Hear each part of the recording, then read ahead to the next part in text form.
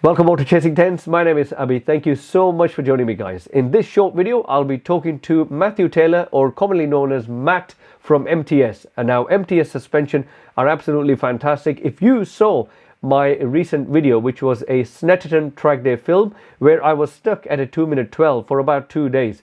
And after getting my bike suspension sorted through Matt from MTS, I went from a 2:12 to a 2:05.6, and I was absolutely over the moon. The bike was completely different. So it's not really a suspension guide for everyone, but it's a short interview with Matt. He picks up a few things, he tells a few things, so hope you gained something out of it. And I think one day I'll do a proper suspension setup video where we go through everything as well, but that's for another day. But I wanted to keep this video nice, short and sweet. Hope you learned something from it. I'll get Matt on the video now. So hi Abby, been good to work with you today. So you came and spoke to me earlier on and asked what I could provide people and what I could provide for yourself. So I trade under MTS Suspension setup. So I do service work as well as however primarily I do suspension setup at No Limits track days, Snetterton, a little bit of Cadwell, the occasional Brands Hatch, and sometimes run some of the events that some people and some of your viewers will have known me and seen me about.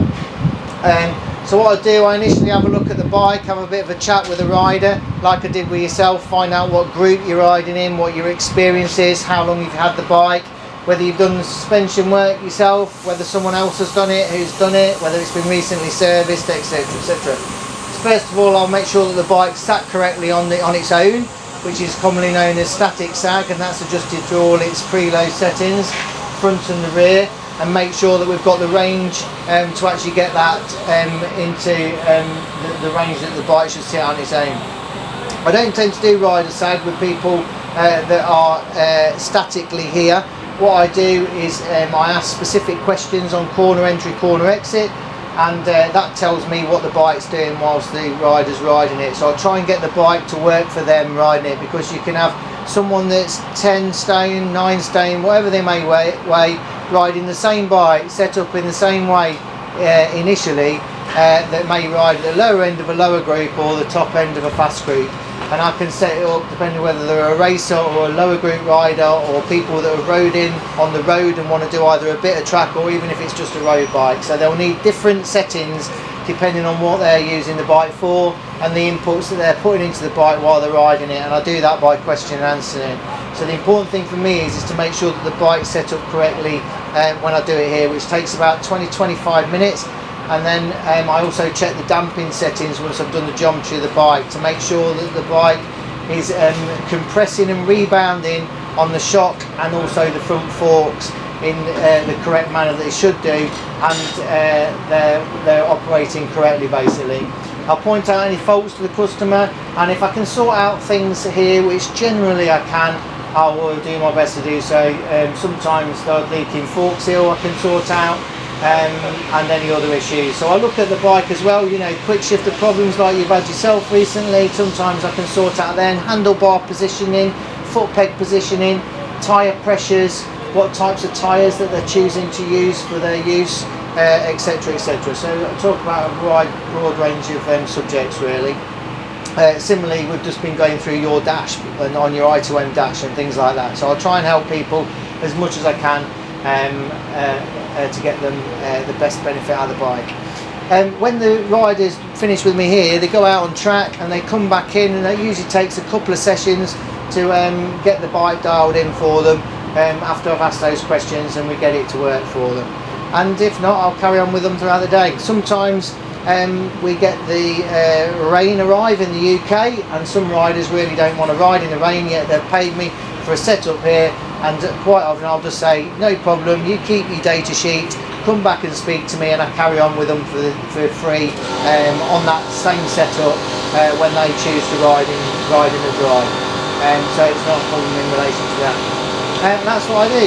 Check out my I've got a Facebook page. I'm going to be starting a website later on in the year as well, but mainly just a Facebook page. So I've got some comments on there from myself, and also visitors posts from some of my customers. So have a look at the Facebook page, and see you all on track soon.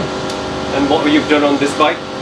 So this bike, we've done a little bit on your preload setting because you're bottoming out on the front fork that I could visually see from your marker that was right down at the bottom of the fork. So this telltale that we got on here was right down there like that. And also Abby was experiencing what the front end was doing.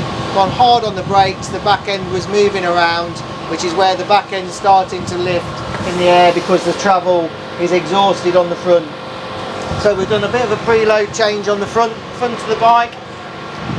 On the rear of the bike there is a little bit of an issue in relation to the fact that it's come to me, it's got maximum preload wound on, and it's a hydraulic preload adjuster. So when you turn the preload adjuster clockwise on this Öhlins rear shock, it pushes down hydraulically onto the spring, and that's in its maximum position.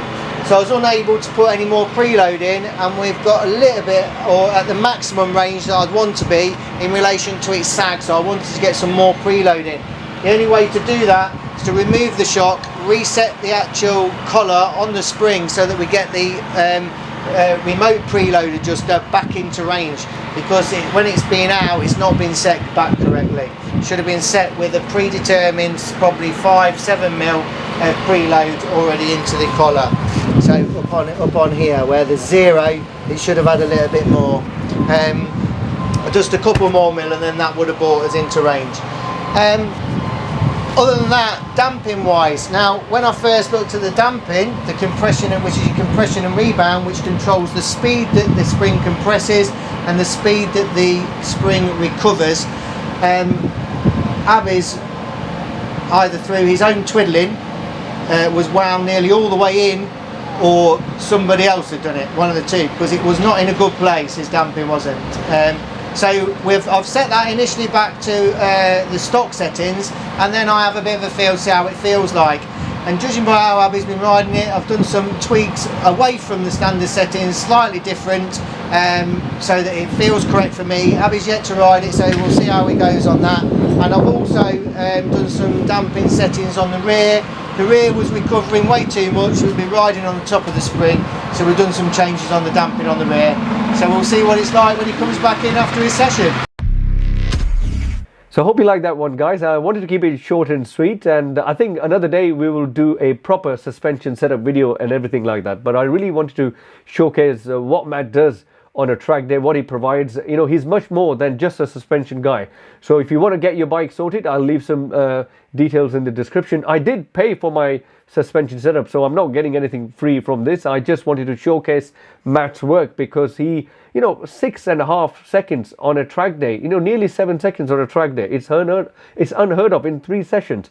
And what he did to the bike, I actually felt for the first time, I never thought I'm qualified or kind of talented enough to notice suspension difference on my bike. I am in a fast group all the time, but when he sorted my bike out, I could actually feel the changes, and obviously those changes translated into a fantastic track time, lap time I should say. Anyways guys, if you like this video, do press like and also subscribe to the channel so you can get more videos like this, and I will showcase more suspension stuff in the future as well, and tires of course. Look after yourself. Thank you guys, take care, and God bless.